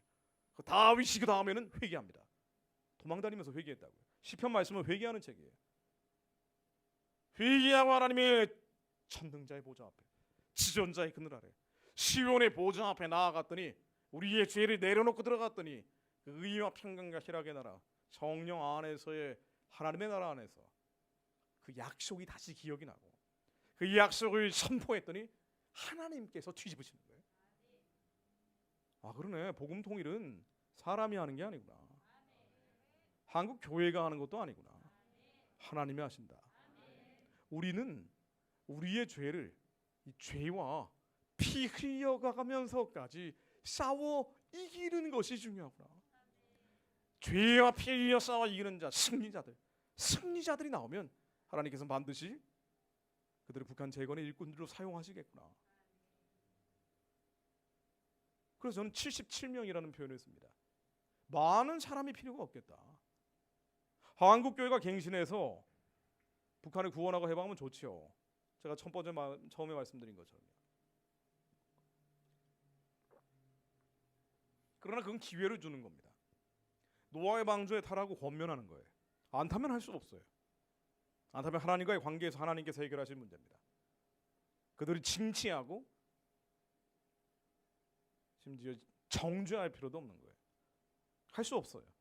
그러나 하나님은 울며 애곡하는 자들, 이 가증한 일들로 인해 울며 애곡하는 자들, 하나님이 주신 소망을 버리지 않고 이 나라와 민족을 향한 하나님이 주신 꿈이 작게라도 크게라도 불씨가 있는데 이 불씨가 반드시 실제 기업이 될 거라고 믿는 사람들, 이것을 맡고 있는 우리 안에 절망감, 낙심, 낙담과 싸워 이기는 자들, 하나님이 여러분들에게 주신 부르심, 우리 자녀들이 회복될 거라고 믿는 거는요 정말 어려운 일이에요. 이놈들 말을 안 들으니까. 일단 13살 되면 남자애들은 말을 안 들어요. 이거는 10번 해도 말을 안 듣는데 다음부터는 뭐 채찍을 들어야 되는지 몽둥이를 들어야 되는지 알 수가 없는 상황으로 간단 말이죠. 모든 남자애들은 그럽니다. 그때 절망감 속에서 우리는 분노하죠. 그리고 애들 망가지는 거예요. 우리가 제일 먼저 싸워야 될 것은 하나님의 약속이 있는데, 하나님은 기도하며 구한즉 받은 줄 믿으라 그랬어요. 이 산더러 들려 바다에 던지라고 말한 것이 이런 줄 믿고 마음으로 의심치 아니하면 그대로 된다고 했습니다. 근데 우리 안에 의심하는 것들이 있단 말이에요. 우리 안에 절망감들이죠. 낙심하고 낙담하는 마음들입니다. 먼저 그 나라와 그 나라의 의를 구하라. 하나님의 나라는 먹고 마시는 데 있는 것이 아니라 성령 안에 의와 평강과 희락의 나라입니다. 우리 안에 하나님의 나라가 이루어지지 못하게 하는 것, 온 마음과 온 힘과 뜻을 다해 하나님을 사랑하지 못하게 하는 것들, 사랑이 아닌 미움과 증오, 성냄과 분냄, 짜증과 온갖 독한 것들, 약한 것들, 이 날아다니는 기어다니는 독충 같은 것들이 내 안에 있단 말이에요. 원수와 대적은 멀리 있는 게 아니라 내 안에 있는데 이 원수와 대적들이 먼저 예수의 뭐 깨버리기를 하나님이 바라시는 겁니다. 하나님의 약속은 이 자녀들을 향해 우리가 기도했던 것은 반드시 이루어지는데 우리가 절망해버리면 지는 거예요. 우리 가정은 회복될 거라고 믿으며 기도하면 되는데 현상을 보니까 안 될 것 같은 거예요. 그러니까 화가 나는 겁니다. 성읍을 빼앗는 것보다 마음을 지키는 게 더 중요한데 마음을 못 지키는 거예요. 그리고 갈갈이 찢겨서 우리는 원통하고 억울하고 인생을 후회하기 시작하는 겁니다. 머릿속에 수많은 부정적 감정을 안고 사는 거예요. 하나님은 그 약속이 반드시 이루어진다라고 믿기를 바라시는데 먼저 우리 안에 마음과 생각과 뜻 가운데 있는 하나님이 대적하는 것들, 하나님의 말씀이 거역하는 것들, 지존자의 뜻을 멸시하는 것들, 절망감들, 예수 이름으로 명하노니 다 깨져 떨어져 나갈지어다. 이 모든 부정적인 것들이 다 파쇄될지어다. 절망과 싸워 이기는 자들이 승리자들입니다. 하나님의 이들을 통해서 반드시 북한을 재건하세요. 예전에 대한민국이 만들어졌던 것도 그렇고요, 미국이 만들어졌던 것도 많은 사람들이 한 게 아닙니다. 근데 이 사람들은 공통점이 있어요. 믿음의 영웅이라고 부르잖아요. 성경에 나오는 인물들이 다 믿음의 영웅들 아니에요. 이 믿음의 영웅들이 뭐예요? 온갖 억울한 일을 다 당한 거예요. 온갖 이해할 수 없는 고난과 시련과 환난을 다 겪은 겁니다. 하나님이 일부러 이렇게 하신 거지요. 그 사람들이 무슨 잘못이 있어요? 모세가 유대 백성들을 구하려고 애굽 병사하고 실갱이하다가 하필이면은 툭 쳤는데 죽어버렸어요. 하나님이 그렇게 하신 거죠. 아니 요셉이 형제들 중에 가장 꿈꾸는 자고 하나님을 가장 잘 아는 자였는데 왜 억울하게 노예가 되고 왜 억울하게 13년이나 옥살이나 하냐 말이에요. 한 1년 살다가 집행유예로 풀려주지 말이야. 13년을 억울하게 옥살이 하냐고요. 왜 다니엘은 억울하게 사자굴에 들어가냐 말이에요. 하나님은 이해할 수 없는 경건한 자들을 이해할 수 없는 사망의 음침한 골짜기로 일부러 몰아가십니다. 그렇죠. 이게 원리죠. 여러분들이 겪고 있는 어려움도 마찬가지예요. 제가 겪고 있었던 어려움도 마찬가지입니다. 여러분 고생하신다 그러는데 저한테 명함을 파가지고 와보세요. 제가 소송당한 것만 13억어치예요 지금까지. 맨날 북한 비판하다가 제가 핸드폰 해킹당하고 이메일로 북한 애들이 뭐 심어놨다고 뭐 공안기관에서 연락하고 왠지 다반사 차 마시는 일처럼 겪었던 사람입니다. 도저히 말도 안 되는 일들을 많이 겪었어요. 그래서 일부러 하나님이 그렇게 하신 거죠. 제가 이들보다 악해서가 아니에요. 하나님은 순도 99, 98, 97을 일부러 뽑아서 하나님 일을 시켜야 되기 때문에 이 금그릇들을 골라서 깨끗한 그릇으로 만드시려는 거예요. 거룩하게 만드시려는 겁니다. 근데 우리 안에 남아있는 것들 우리는 자칫 잘못하면 의인이라고 착각을 한단 말이에요. 저들보다 나으니까, 썬데이 크리스천보다 나으니까 우리는 거룩한 적 그럴싸한 사람인 것처럼 착각을 한단 말이에요. 우리 안에 하나님의 말씀을 거역하며 지존자의 뜻을 멸시하는 게 있는데 하나님은 그 1%를 걸려내라고 하시는데 상대적으로 저 사람들보다 낫기 때문에 내가 의인인 양 세상을 향해서 정죄할 때가 너무나 많단 말이에요. 지금 한국에 뭐 보수, 우파, 기독교, 애국진영 맨날 싸우죠. 맨날 싸웁니다. 인터넷 들어가면 맨날 싸우고 있어요. 다들 정의로운 분들이지만 하나님은 그들과의 관계에서 마지막 1% 하나님을 거역하고 지존자의 뜻을 멸시하는 것들을 걸러내기를 원하시겠죠. 그들이 한 명이라도 모세가 되면 그들을 통해서 하나님께서는 차별금지법도 막으시고 백신팩스도 막으시고 북한의 우상체제를 평화적으로 무너뜨리시려는 겁니다. 그럼 우리 문제입니다. 여러분들이 안에 있는 하나님이 주신 소망이 있는데 그것을 막고 있는 것들, 특히나 젊은 분들은 더 많이 막혀 있고 나이가 들어버리면은 그냥 익숙해져 버리기 때문에 비전고 소망고 아무것도 없고 멍하니 가는 경우가 많지만 청년들은 비전과 소망이 있는데 안 이루어지니까 답답하고 갑갑하고 나만 뒤처지는 것 같고 나만 못난이 같고 나만 경쟁에서 밀린 것 같고 얼마나 많은 실패감과 절망감 속에 아닌 것처럼 하고 있지만 쌓여 있냐 말이에요. 하나님은 이루기 원하시는데, 소망이 실제 기업이 되기 원하시는데, 먼저 주님의 나라가, 주님 나라의 의가 이루어지기를 바라고 계시죠. 내 안에 절망감들은 예수 이름으로 다 깨질지어다. 이게 주임을 하나님 자백합니다. 하나님 앞에 의인이 하나도 없는데 내가 의인인 양 죄가 없는 양 했던 건 용서해 주십시오. 만일 우리가 죄가 없다고 말하면 스스로 속이고 또 진리가 우리 속에 있지 아니할 것이요. 우리가 죄가 있는데 죄가 있는지 몰랐습니다. 얼마나 나쁜 놈인지 제가 항상 점점 깨달아가고 있어요. 특히나 제가 다혈질이에요. 그래 보이잖아요. 또 저는 딱 여기서 이 사람이 악당이다라고 생각하면 아무것도 안 보여요. 그러니까 제가 20대 때요, 저 10대 때부터 무술을 했는데 안 그래 보이죠.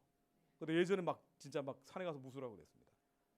20대 때는 요놈이 악당이다 그러면 아무것도 안 보이니까 20대 내내 붕대 감고 다녔습니다. 붕대가 풀만하면 또 치고 다녀요. 그러니까 완전히 미친 개였다고요. 광화문에 차 세워놓고 16차선 뛰어들어가지고 싸우고, 저런 나쁜 놈이 있냐 싶으면 이제 끝나버리는 거예요. 이제 그러니까 나중에 이제 주사파들하고 싸우고 그러기도 했지만, 근데 그게 악한 거예요. 분내는 것은, 성내는 것은 하나님의 의를 이루지 못하거든요. 이 악과 싸우기 위해서 얼마나 부르짖어 기도하는지 모릅니다. 내 안에 성내는 것, 분내는 것, 이유가 뭐든지 상관없단 말이에요. 우리 애가 말을 안 들어서 지긋지긋하게 말을 안 들으니까. 아니요. 하나님과 그 아이와의 관계에서 하나님이 해결하실 부분이 있겠죠. 하나님은 먼저 내 안에 하나님 나라의 의가 이루어지길 바랐습니다. 우리 안에 하나님의 대적하는 것들, 아닌 척하고 숨기고 있는데 그 마음과 생각과 뜻을 감찰하시는 주님께서 우리 심장 가운데 찌르시는 것들, 내 안에 시기심, 질투심, 그리고 억울함도 죄입니다. 억울하니까 억울한 거 아니에요? 근데 하나님이 그 억울한 환경으로 몰아가신 이유는 억울한 상황에서도 억울해하지 말라는 거예요. 왼뺨을 맞고는 오른뺨을 내밀려는 겁니다. 우리 안에 원통함, 다 머릿속에서 나오는 작동들이죠. 겉사람의 집이 머리이기 때문에 우리 심장에서는요 항상 기뻐하고 모든 것에 감사하도록 되어 있습니다. 우리의 영은 예수 안에 새로운 피조물을 거듭나 있고 하나님의 영이 우리의 heart, 심장 안에 계시기 때문에, 그럼 우리 머릿속에서는 옛사람이 있는 곳에서는요 계속 눈으로 보고 귀로 듣는 것에 의해서 끝없이 죄를 지으려고 해요. 끝없이 죄를 지으려고 합니다. 죄성이 있기 때문에. 그래서 언제나 불평불만을 하고 원통해하고 억울해하고 답답해하고 갑갑해하고 초조해하고 조급해하고, 그리고 나약해지고 나태해집니다. 이 죄가 실제로 드러나 버리면 마귀에게 속해버리는 거예요. 귀신 들림이 별거나 말이에요. 서운함과 분노와 짜증이 있는데 이게 팍 튀어나왔어요. 마귀에게 속하는 거죠. 요한일서 3장 8절로 죄를 짓는 자마다 마귀에게 속하나니, 우리는 원래 그런 자들이라고요. 별 차이가 없는 겁니다. 그러나 하나님의 아들이 이 마귀의 일을 멸하시기 위해 오셨습니다. 예수 그리스도 이름으로 명하노니 내 안에 있는 이 상한 마음들, 우리는 아픈 거예요. 사실은 마음이 아픈 겁니다. 이 아픈 마음들, 병든 마음들, 우리는 영적인 혈유병에 걸려 있고 영적인 나병 환자들이나 마찬가지입니다. 아닌 척하지만 나는 의인이고 나는 선한 자고 그럴싸한 것처럼 하고 있지만 사실 우리 마음은 다 유리처럼 다 쪼개져 있는 거예요. 그러나 하나님의 아들이 나타나신 것은 이 마음을 고치시기 위해 왔습니다. 근데 주님은 명령하시기를 인정하라는 거예요. 너희들이 마음이 아프다는 걸 인정하라는 겁니다. 우리의 겉사람 옛사람은 정말 추잡하고 더럽고 악하고 온갖 정욕과 탐심들이 여전히 남아있다는 걸 인정하라는 거예요. 여전히 하나님의 말씀을 거역하며 지존자의 뜻을 멸시하는 것이 있다는 것을 자백하면, 이 죄를 자백하는 자들, 요한일서 1장 9절로 만일 우리가 우리의 죄를 자백하면 그는 의로우고 미쁘시사 우리의 죄를 사하시며, 인정해라 수고하고 짐진 자들아 너희들이 수고하고 짐지고 있다는 걸 인정하면, 그러면 내가 그 짐을 털어주겠다. 예수님이 오신 이유가 이것 때문입니다. 근데 죄를 알아야 될 거 아니에요. 죄를 알고 자백하는 자들, 내 안에 죄와 피 흘려 싸우는 자들, 이기는 자들, 그 이기는 자들만 나오면은요, 한국은 상황 끝난 거예요. 그 이기는 자들이 몇 명 나오면은요, 하나님께서 그 이기는 자들의 기도를 통해 북한 우상 체제를 먼지처럼 무너뜨리십니다. 어린애가 갑자기 거리의 진흙처럼 깨버리실 거예요.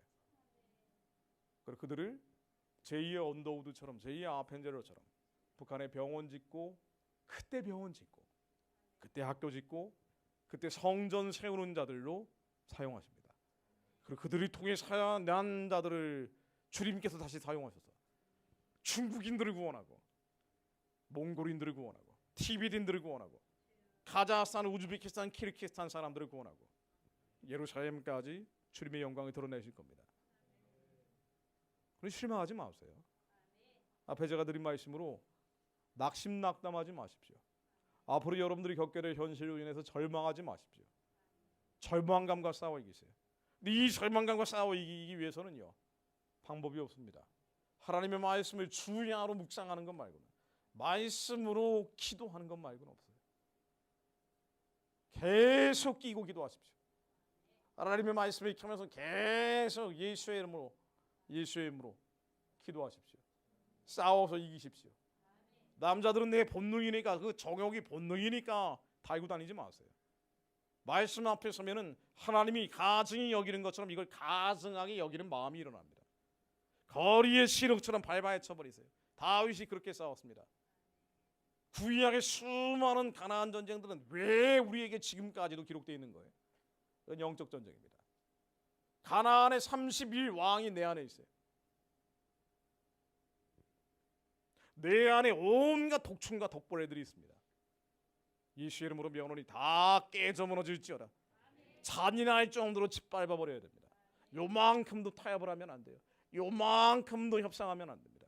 내 안에 있는 죄를, 불평, 불만, 절망감, 낙심, 낙담, 예수의 이름으로 명언이 다 깨져 떨어져 나갈지어다. 발방에 쳐버려야 됩니다. 그래서 제가 이 말씀만 드리고 끝내겠습니다. 그래서 구약의 수많은 전쟁들, 하나님께서는 이렇게 싸우라고 우리에게 지금도 명령하고 계신 거예요. 사무엘하 22장은 다윗의 승전가입니다. 다윗은 끝까지 싸웠어요. 끝까지. 사람과 싸운 게 아니에요. 우리가 대적 기도한다 그러는데요, 사람 뒤에 있는 악한 영하고 싸우기 전에 내 안에 죄하고 싸워야 됩니다. 내 안에 것들이 굴복되지 않았는데 어떻게 내 바깥에 있는 귀신들을 쫓아내냐 말이에요.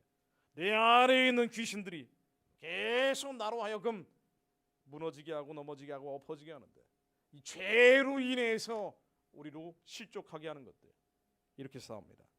사무엘하 22장 35절로 내 손을 가르쳐 싸우게 하시니 내 팔이 노타를 당기는도다. 하나님은 싸우라고 명령하시는 분이에요. 싸우라고 명령하십니다. 우리 안에 있는 죄와 싸우라고 하시는 분이에요. 30절로 내가 주를 의뢰하고 적진으로 달리며 내 하나님을 의지하고 성벽을 뛰어넘나이다. 내 안에 있는 죄의 성벽들을 뛰어넘습니다. 이 모든 시기, 질투, 원망, 내 체질, 기질, 성격, 이런 게 어디 있어요? 솔직히 나는 외향적이니까, 나는 내향적이니까. 평생 내향적인 사람은 내향적으로 살면 그게 사람이냐 말이에요. 외향적인 사람들은 다른 사람 상처 주면서 상처 주는지 모르고 살잖아요. 이대로 살면 사람이 아니지요. 여러분들 요즘 유행하는 MBTI대로만 살면 이게 얼마나 웃기냐 말이에요. 우리의 한계 짓는 것들이 사람입니다. 우리의 그릇 같은 거예요. 우리 이거 뛰어넘습니다. 예수의 이름으로 명하노니 내 안에 있는 기질이든 체질이든 예수의 이름으로 주님 앞에 완전히 굴복될지어다. 여러분 쑥스러워하고 뭐 이런 것도 다 마찬가지예요. 여러분들 스트레스 받게 하는 거, 평안을 뺏어가는 것들, 마음속에 하나님 나라의 의와 평강과 희락을 빼앗아가는 것들 예수의 이름으로 밟아버리십시오. 진리가 싸우다 보면 너무 재밌어요. 너무 재밌어요. 사람하고 안 싸우게 됩니다. 이는 주께서 내게 전쟁하게 하려고 능력으로 내게 띠띠우사 일어나 나를 치는 자는 내게 굴복하게 하셨사오며 전쟁케 하시는 분입니다. 그래서 능력으로 우리 안에 하나님의 영이 오신 거예요. 하나님 자체가 오신 겁니다. 밟아버리세요. 내가 그들을 땅에 티끌같이 부서뜨리고 거리에 진흙같이 밟아 헤쳤나이다. 땅에 티끌처럼 밟아 헤쳐버리세요. 내 안에 있는 음란, 이 시간은 면허이 다 깨져 떨어져 나가 있죠. 그거 지지 말라니까요. 지지 말라니까. 그거 왜 지냐 말이야. 행동으로는 안 드러나고 난 도덕적이니까. 아니요, 예수님이 그러셨잖아요. 네 마음속에 있는 게 다 죄다. 이거는 일반 사람들은 못 따라간다. 아니에요. 싸보시라니까. 하나님이 능력으로 띠띠우셨는데 왜 이 이름을 쓰지 않냐 말이에요. 하나님 자체가 예수 그리스도 이름으로 말씀으로 오셨는데 예수 그리스도의 명언이 다 밟아 쳐질지어다. 완전히 파쇄될지어다. 여호수아 11장 8절로 한 사람도 남기지 아니하고 쳐 죽이고 다 쳐 죽여버려야 됩니다. 하나님은 부드럽고 따뜻한 사랑의 영이시지만 또 한편으로는 죄에 대해서는 쳐 죽이는 영이에요. 완전히 멸절해버리는 영입니다. 이놈은 원수 같은 남편 안 바뀔 거라고 얼마나 절망하세요 부인들이. 절망감과 싸워 이기는 게 제일 중요합니다.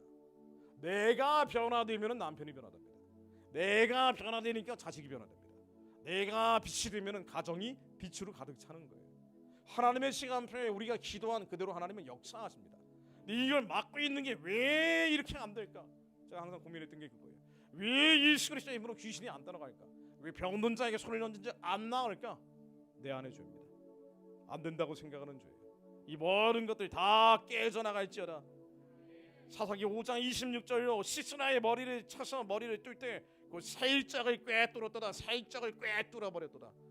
사실 19금이에요. 어린애들은 보지 못하여야 될 끔찍한 내용들입니다. 근데 이건 죄에 대해서는 끔찍해져야 된다는 거예요. 이 모든 죄 사람들 완전히 살짝이 꿰뚫어지시오다. 죄와 싸워 이긴 자들이 나오면 그들이 연합한 몇 사람의 기도로 김정은은 물러나요. 그리고 무지연한 길을 통해 하나님께서 그 남은 경건한 자들을 통해 재건하십니다. 한국 교회가 무슨 짓을 하건 뭐 어떻건 간에 아무 소용없어요. 죄와 싸워 이기는 자들이 세상을 이깁니다. 기도하겠습니다. 하나님,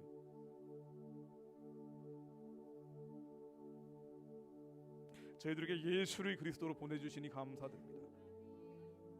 우리는 아무 힘도 능력도 권세도 권능도 없으나